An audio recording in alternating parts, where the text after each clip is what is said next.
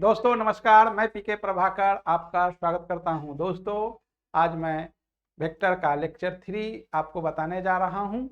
तो देखें lecture 3।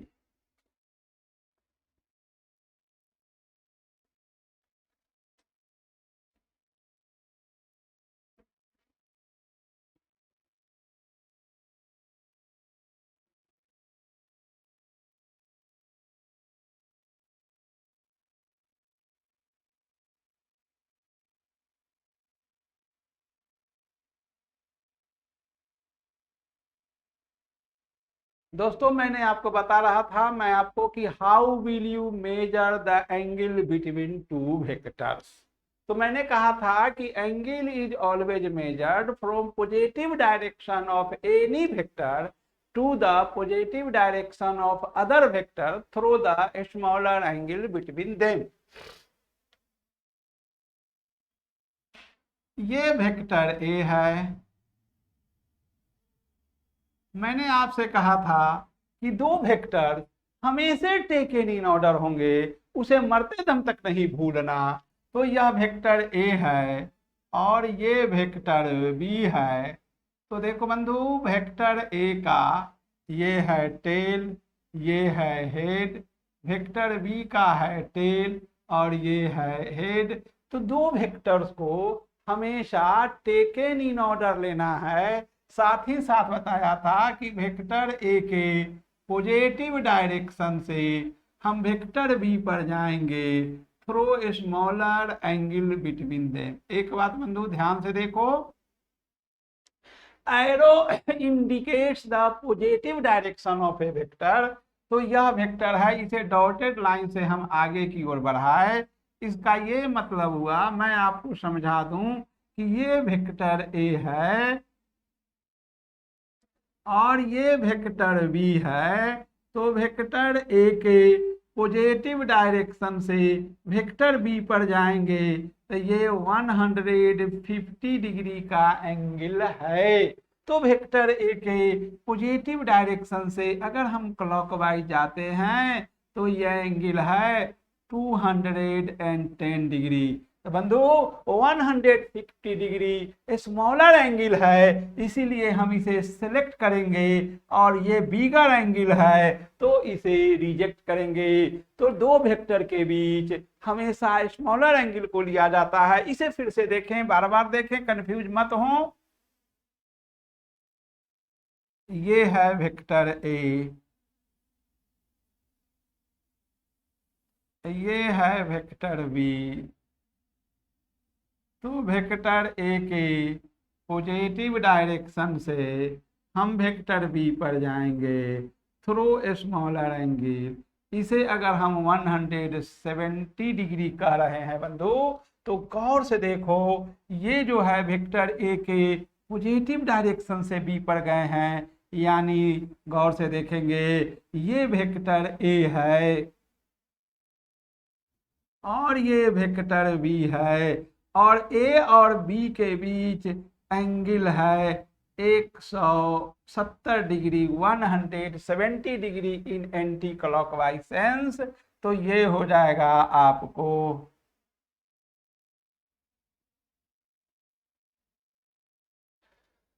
Total angle 360 होता है बंधु। तो ये सब कंफ्यूज मत करना। अगर कंफ्यूज करो तो ऐसे करके लिख लो कि 360 में अगर हम 170 डिग्री घटाएंगे तो यह 0 होगा। 10 अच्छा 16, 16 में से 7 जाएगा तो तुमको बचेगा 9 और ये हो जाएगा 1। तो देखो ये एंगल हो गया 190 डिग्री। तो ये जो है स्मॉलर एंगल है सिलेक्टेड होगा, बिगर एंगल है रिजेक्टेड होगा। तो दो वेक्टर के बीच हमेशा स्मॉलर एंगल को लेना है। साथ ही साथ एंगल का मेजरमेंट वेक्टर ए के पॉजिटिव डायरेक्शन से वेक्टर बी पर होगा। तो मैं जहां तक समझता हूं आप ये समझे होंगे हमारी बात को। फिर से आप देख लें, घबराए नहीं। ये है वेक्टर ए,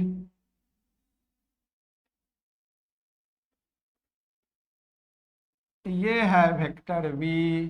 वेक्टर ए के पॉजिटिव डायरेक्शन से वेक्टर बी पर हम जाएंगे, ये है वेक्टर ए। तो इसके पॉजिटिव डायरेक्शन से, वेक्टर ए के पॉजिटिव डायरेक्शन से बी पर जाएंगे। मान लो बंधु ये है 179 डिग्री का एंगल। तो आपको मैं बता दूं कि वेक्टर ए इधर है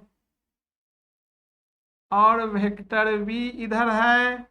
तो वेक्टर ए के पॉजिटिव डायरेक्शन से हम वेक्टर बी पर गए हैं, तो ये एंगल है 179 डिग्री। तो वेक्टर ए के पॉजिटिव डायरेक्शन से यहाँ जाएंगे तो ये एंगल है 181 degree. This is rejected, this is selected. चूंकि दो वेक्टर के बीच हमेशा स्मॉलर एंगल लेना है। जैसे फिर से एक देख लें कि ये वेक्टर ए है और वेक्टर ए है और ये वेक्टर बी इधर ही है, वेक्टर बी है। तो वेक्टर ए के पॉजिटिव डायरेक्शन से वेक्टर बी पर जाएंगे तो देखो बंधु ये हो जाएगा एंगल 180 डिग्री। मैं आपको फिर से समझा रहा हूं, ये वेक्टर ए है और ये वेक्टर आपको बी है।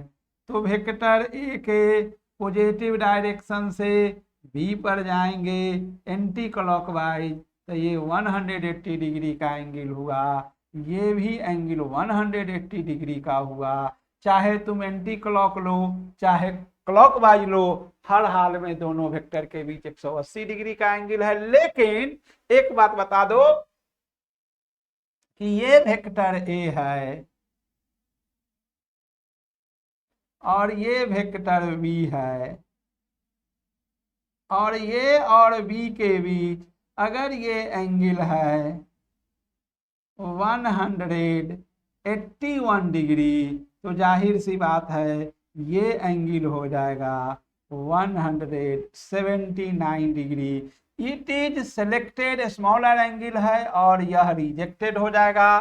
तो देखो बंधु दो वेक्टर के बीच मैक्सिमम एंगल 180 डिग्री हो सकता है, उससे जरा सा ज्यादा होता है कि ये रिजेक्ट हो जाता है और छोटा एंगल सेलेक्ट हो जाता है। तो हम कह सकते हैं कि दो वेक्टर के बीच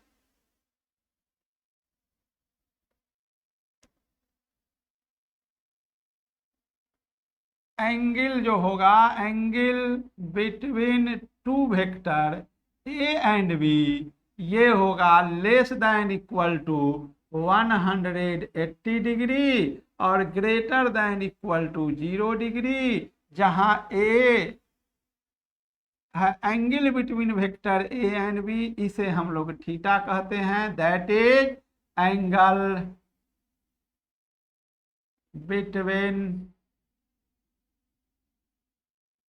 vector A and vector B. तो दो वेक्टर के बीच जो मैक्सिमम एंगल होंगे 180 डिग्री होंगे और मिनिमम एंगल 0 डिग्री होंगे। तो दो वेक्टर के बीच 180 से ज्यादा एंगल कदापि नहीं हो सकता है। तो बंधु मैंने बताया how will you measure the angle. अब मैं आपको आगे बता रहा हूं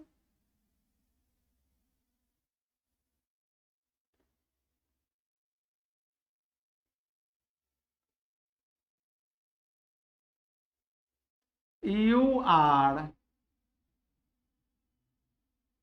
given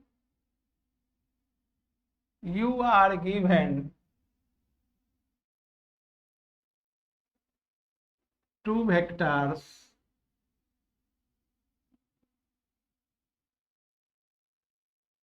A and B, their magnitudes are their magnitudes are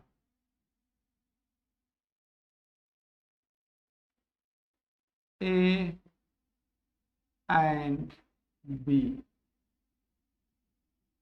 If alpha is the angle, if alpha is the alpha is the angle between vector A and B, between vectors A and B, find vector A plus vector B। दो vector के बीच angle alpha दिए गए हैं। मैंने आपको बताया है कि दो वेक्टर के बीच हमेशा स्मॉलर एंगल लिया जाता है, साथ ही साथ दो वेक्टर को टेकन इन ऑर्डर लिया जाता है। तो देखो बंधु, ये है वेक्टर ए,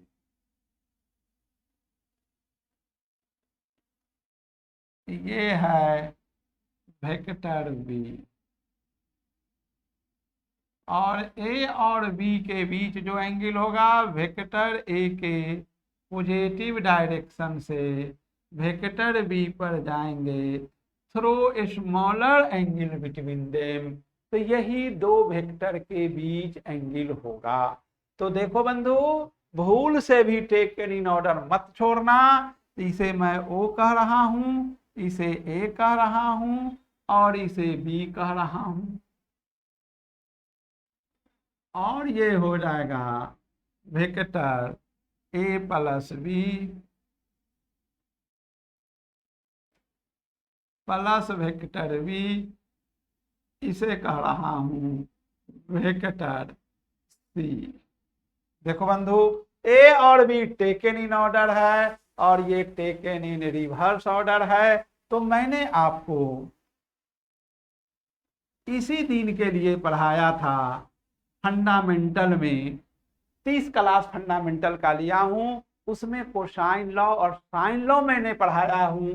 फिर भी मैं आपके सुविधा के लिए लिख दे रहा हूं, लेकिन आप इसे एक बार फंडामेंटल जरूर देख लेंगे। मैंने आपको फंडामेंटल में कोसाइन लॉ साइन लॉ पढ़ाया है, उसके देखे बगैर इस वीडियो को देखना ज्यादा यूजफुल नहीं होगा।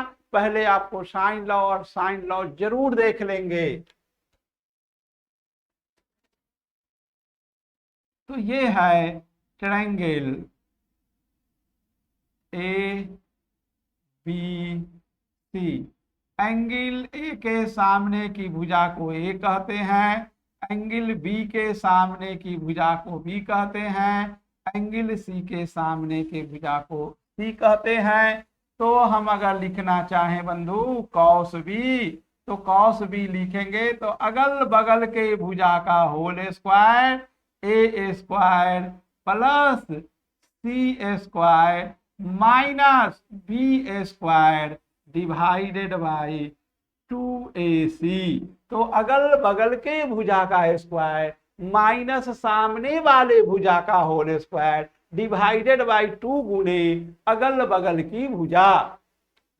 तो मैंने इसे कोसाइन लॉ में बेसिक क्लास में प्रूफ किया हूं, आप वहां जाके उस वीडियो को जरूर देखें। तो बंधु, इन ट्रायंगल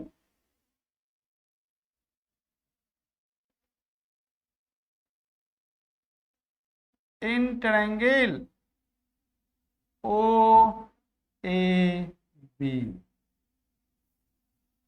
फ्रॉम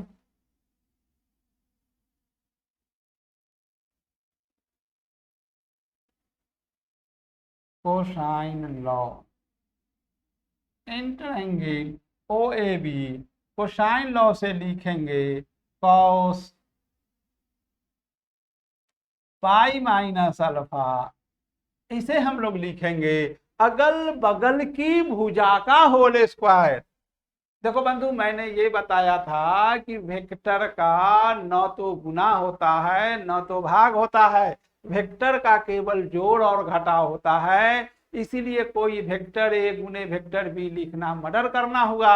चूंकि वेक्टर ए अगर डायरेक्शन में ड्यू ईस्ट है, वेक्टर बी ड्यू नॉर्थ है, तो ईस्ट में नॉर्थ से गुना करोगे तो क्या मिलेगा। इसलिए हम लोग इसे लिखेंगे अगल बगल के भुजा का होल स्क्वायर यानी मॉड ए स्क्वायर प्लस लिखूंगा मॉड बी स्क्वायर माइनस लिखूंगा मॉड सी का स्क्वायर डिवाइडेड बाई 2 गुने अगल बगल की भुजा।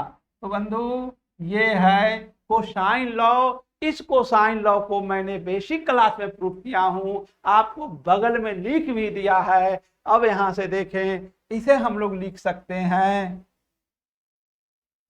Twice mod A mod B cos pi minus alpha equal to mod A square plus mod B square minus mod C square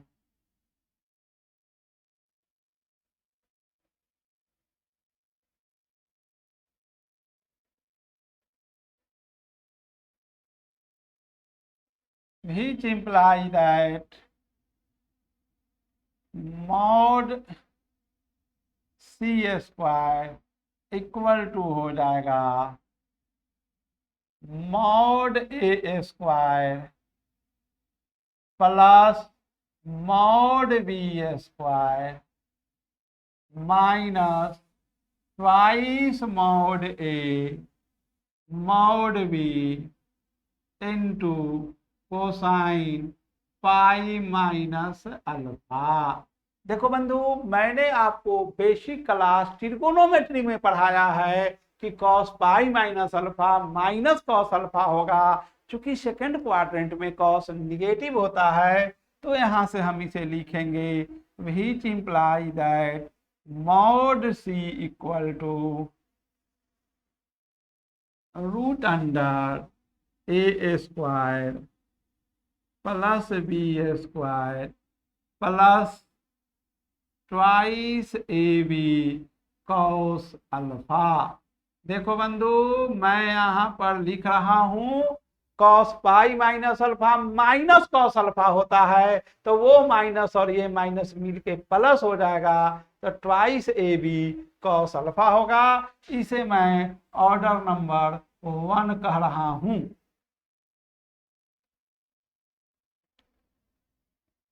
अब है plot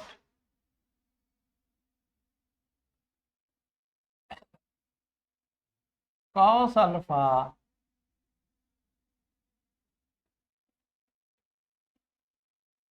against alpha. Cos alpha का alpha के against graph खींचना है। तो देखो बंधु, सबसे पहले हम यहाँ पर अल्फा ले रहे हैं और यहाँ पर ले रहे हैं कॉस अल्फा ले रहे हैं।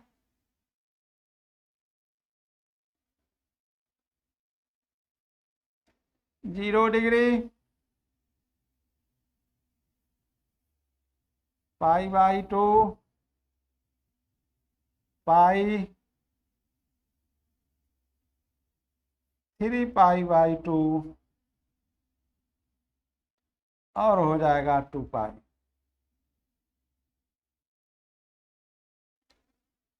कॉस 0 1 होता है, कॉस पाई बाई 2 0 होता है, कॉस पाई माइनस 1 होता है, कॉस 3 पाई बाई 2 0 होता है, कॉस 2 पाई 1 होता है। इन सबको बेसिक फंडामेंटल में हमने प्रूफ करके बताया है, काफी डिटेल से बताया है। लेक्चर 1 2 3 जरूर देखें।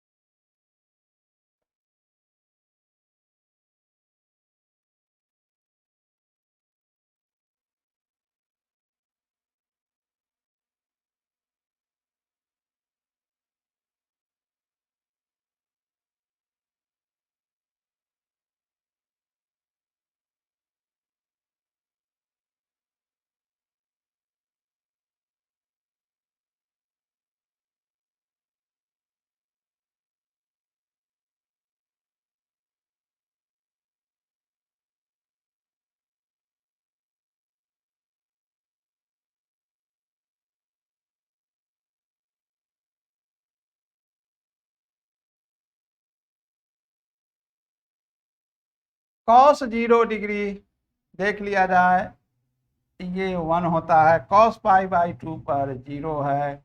cos पाई पर देखा जाए -1 है। 3 पाई बाई 2 पर 0 है और 2 पाई पर 1 है। इसे हमें फ्री हैंडेड खींचना है, बिना स्केल के खींचना है। स्केल लेंगे तो यह एक स्ट्रेट लाइन बन जाएगा, जबकि ये ग्राफ स्ट्रेट लाइन नहीं है। इसे ध्यान में रखते हुए हम लोग इस ग्राफ को खींचे हैं।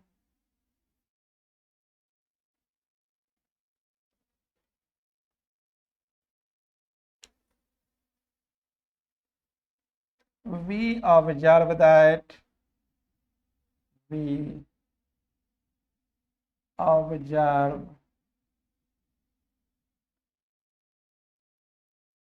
observe that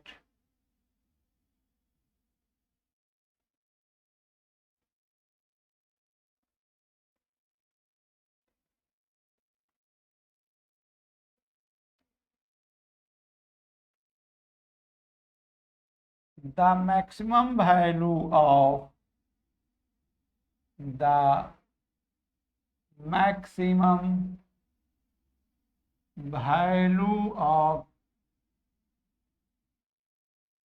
cos alpha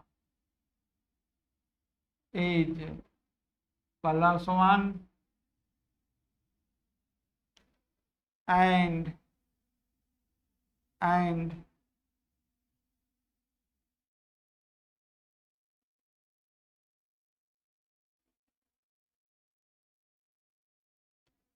it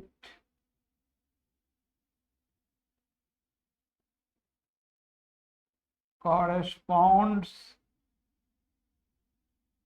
to alpha equal to 0 degree and minimum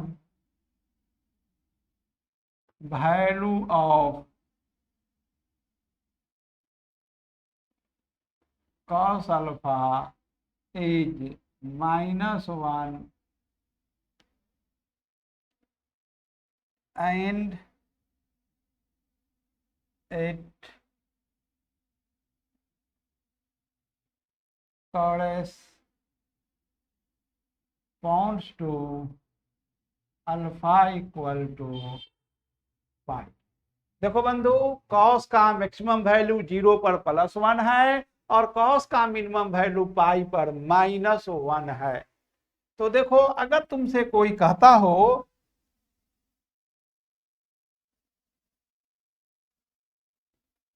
y equal to 100 cos alpha, मान लो बंधु कि अगर तुम्हारे पापा कॉस अल्फा है, 2 मिनट के लिए मान लो, और अगर तुम्हारे पिताजी को 1 अरब का लॉटरी मिल जाता है तो पूरा परिवार धनी मनी हो जाएगा, और अगर तुम्हारे पापा सारा प्रॉपर्टी जुआ में हार गए तो पूरा परिवार रोड छाप हो जाएगा, गरीब हो जाएगा।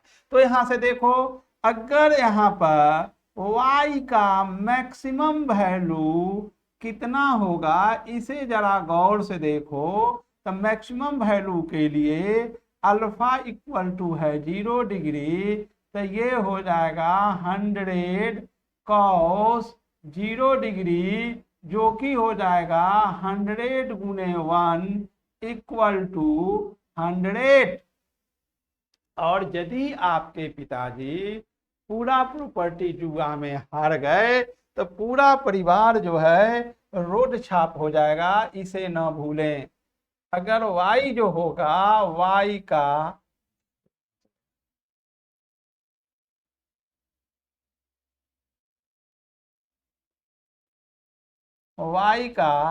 मिनिमम वैल्यू जो होगा कब होगा, जबकि ग्राफ से देखो अल्फा इक्वल टू पाई पर मिनिमम वैल्यू है -1, तो अल्फा इक्वल टू हम पाई लेंगे तो हो जाएगा 100 कोसाइन पाई, जो कि हो जाएगा 100 गुने -1, जो कि हो जाएगा -100। तो बंधु, y का मैक्सिमम वैल्यू +100 है और y का मिनिमम वैल्यू -100 है।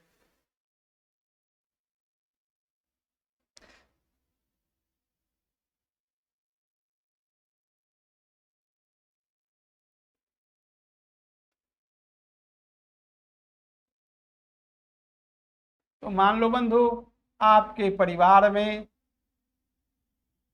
10 पुरुष हों, 5 बच्चे हों और 5 महिला हों। तो ध्यान से देखा जाए और घर का मालिक आपके पिताजी हैं। अगर वो लॉटरी जीत जाते हैं 1 अरब का तो वह पूरा परिवार धनी मनी हो जाएगा। तो y का मैक्सिमम वैल्यू हम अभी अभी बताए हैं अल्फा 0 डिग्री पर होता है, तो वो हो जाएगा 10 10 + 5 + 5 cos 0 डिग्री, जो कि हो जाएगा 10 + 5 + 5 जो कि होगा 20। मान लो बंधु अगर आपके पिताजी हार जाते हैं 5 लाख का प्रॉपर्टी, तब आपका परिवार थोड़ा सा वैल्यू कम जाएगा। तो y का मिनिमम वैल्यू होता है कब, ग्राफ से बताया हूं, अल्फा इक्वल टू, ध्यान से देख लीजिएगा, पाई पर। तो यहां से हो जाएगा 10 + 5 + 5 cos पाई हो जाएगा। ये हो जाएगा 10 + 5 - 5, ये कैंसिल हो जाएंगे। तो आप देख लीजिए मैक्सिमम वैल्यू 20 है, मिनिमम वैल्यू 10 है। तो मैक्सिमम वैल्यू कॉस अल्फा के किसमें 0 डिग्री पर होता है, मिनिमम वैल्यू 180 डिग्री पर होता है। तो बंधु मैंने जो आपको अभी अभी पढ़ाया है जरा इसे देख लें। मैंने आपको बताया modulus of a + b equal to root under a square plus b square plus 2ab cos alpha. इसे हम कहते हैं ऑर्डर नंबर 1 कहे हैं। अब आप बता सकते हैं कि इसका मैक्सिमम वैल्यू कब होगा, तो इसे हम लोग वेक्टर सी कहे हैं। यही a + b को हमने सी कहा है। तो इसका मैक्सिमम वैल्यू होगा, सी का मैक्सिमम वैल्यू होगा अल्फा इक्वल टू 0 डिग्री पर, और ये हो जाएगा root under a square plus b square plus 2ab cos 0 degree. ये हो जाएगा root under a square plus b square plus 2ab, और ये आपका हो जाएगा अंडर रूट a + b का होल स्क्वायर, जो कि हो जाएगा a + b। इसे कह रहा हूं ऑर्डर नंबर 2। साथ ही साथ बंधु वेक्टर सी का मिनिमम वैल्यू अभी अभी मैंने आपको बताया अल्फा इक्वल टू पाई पर होता है मिनिमम वैल्यू। पूरा डिटेल से ग्राफ भी खींच के बताया है आपको। ये हो जाएगा root under a square plus b square plus 2ab cosine pi. ये होगा आपको root under a square plus b square minus 2ab। ये हो जाएगा root under a minus b का होल स्क्वायर। ये हो जाएगा आपका a माइनस b। ये मॉड मॉड इसलिए दिया कि मैग्नीट्यूड कभी भी निगेटिव नहीं हो सकता है अगर b बड़ा बड़ा हो a से। जैसे b बराबर 10 हो, a बराबर 5 हो, तो 5 माइनस 10 बराबर माइनस 10 हो जाएगा। तो मैग्नीट्यूड तो कभी निगेटिव नहीं होता है, इसलिए मॉड दिया गया है ताकि मैग्नीट्यूड हमेशा पॉजिटिव रहे।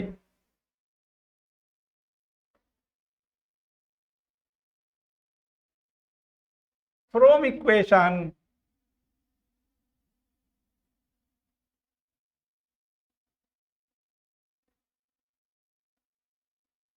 from equation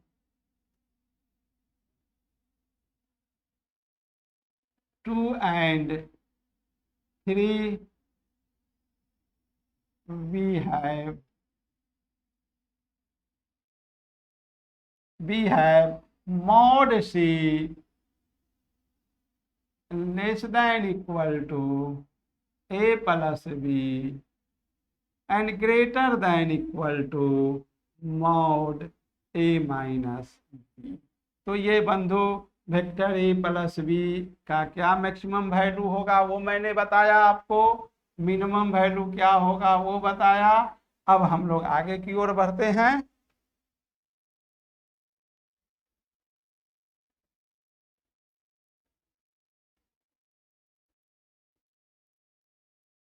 नीचे नहीं है, देखिए तो क्या होगा। ओ अच्छा ठीक है, हटाइए।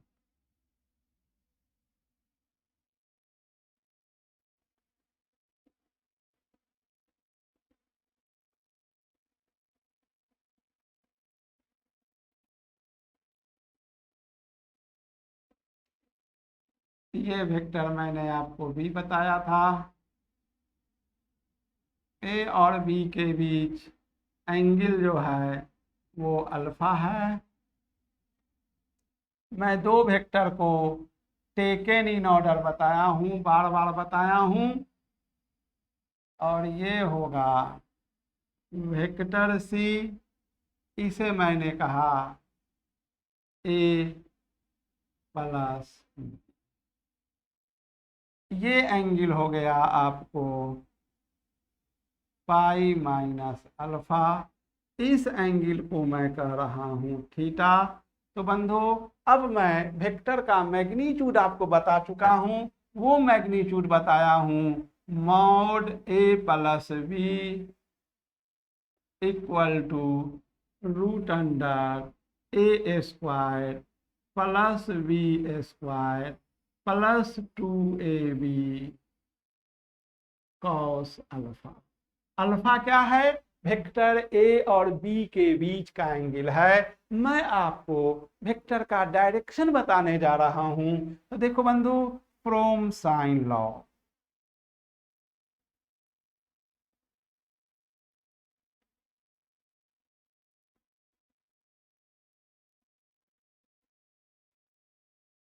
साइन थीटा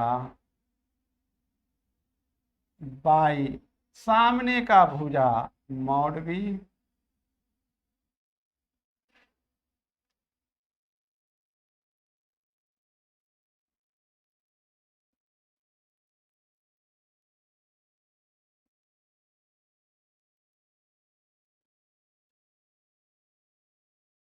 मैंने आपको साइन लॉ और कोसाइन लॉ बेसिक क्लास में पढ़ाया है, थोड़ा रिकैपूट करा देता हूं। लेकिन आप बेसिक क्लास खास के साइन लॉ आप जरूर पढ़ें। इसको बेसिक क्लास में मैं sine law cosine law load कर दिया हूं। यदि आप अगर इंटरनली फिजिक्स को समझना चाहते हैं तो आपको कोसाइन लॉ और साइन लॉ का तो मास्टर बनना ही पड़ेगा, कम से कम नहीं कुछ तो ये दो वीडियो आप जरूर देख लें जहां पर कि मैंने साइन लॉ और कोसाइन लॉ पढ़ाया हूं। क्योंकि इसी के आधार पर पूरा वेक्टर है और वेक्टर ही फिजिक्स का ट्रैक्टर है, बार बार तो आपसे कह रहा हूं, इसलिए साइन लॉ को जरूर देख लेंगे। Sine A by A equal to sine B by B equal to sine C by C, यही है आपका साइन लॉ। तो देखो बंधु, मैं आपसे यहाँ बता रहा हूँ, इसे ध्यान से देखिए। ये साइन थीटा, इसके सामने मैग्नीट्यूड ऑफ बी होगा, तो ये हो जाएगा आपको साइन पाई माइनस अल्फा। तो मैं लिखूंगा साइन पाई माइनस अल्फा, और इसके सामने का भुजा मॉड सी है, तो ये सी लिखूंगा। यहां से मुझे मिलेगा sine theta equal to B by C sine pi minus alpha sine alpha. तो ये कोसाइन लॉ, और साइन लॉ मैंने आपको पढ़ाया है। तो sine law gives us the direction of vector A, cosine law gives us the magnitude of vector A. तो लिखेंगे 10 cosine law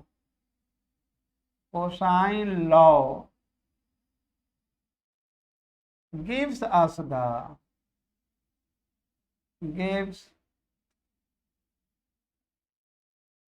the magnitude of vector A plus B, and sine law gives us the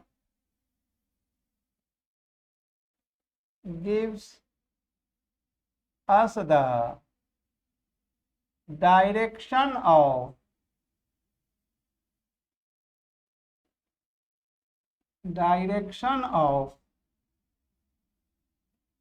vector A plus B. तो बंधु, मैंने आपको vector का आज magnitude निकालना, vector का मैग्नीट्यूड, दो वेक्टर कैसे जोड़ेंगे, उसका मैग्नीट्यूड कैसे निकालेंगे, उसका डायरेक्शन कैसे निकालेंगे, मैंने आपको बताया है। अगले क्लास में मैं आपको इस पर कुछ प्रॉब्लम बताऊंगा। लेकिन बंधु, आपको अगर मेरा वीडियो पसंद पड़ रहा है तो इसे लाइक और सब्सक्राइब करना न भूलें। साथ ही साथ अपने एक दो मित्र के साथ इसे शेयर भी करें। तो थैंक यू वेरी मच।